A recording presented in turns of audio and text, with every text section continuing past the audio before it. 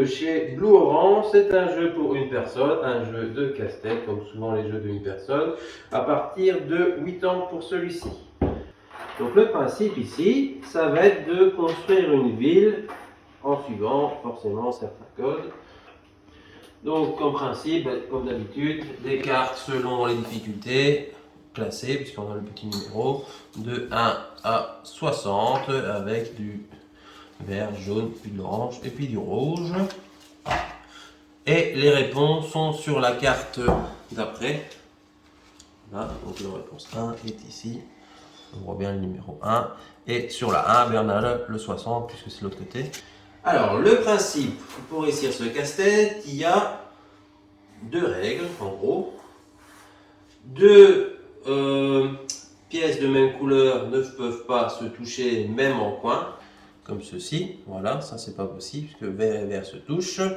Et alors, sur la carte, vous voyez qu'il y a pas mal de couleurs, en tout cas pour les premiers niveaux. Ben, vous êtes obligé de recouvrir les cases qui sont comme ça. Par exemple, ici, on voit les deux verts là. Comme je viens de mettre, je l'ai mis comme ça sans réfléchir au départ. Ben, je ne pourrais pas, puisque je vois que directement après j'ai du vert, donc ce n'est pas possible.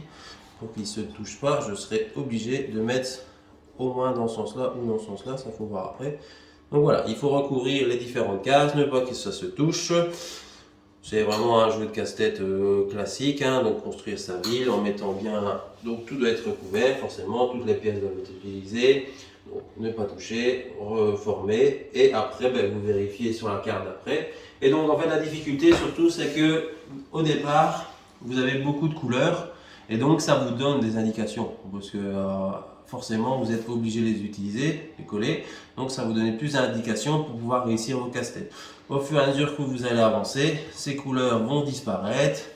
Pour arriver, ben, il n'y en a presque plus. Et là, c'est là que ça devient difficile parce que on pourrait croire que le fait qu'on soit obligé de suivre les couleurs soit plus compliqué, mais non, parce que ça vous donne des indications.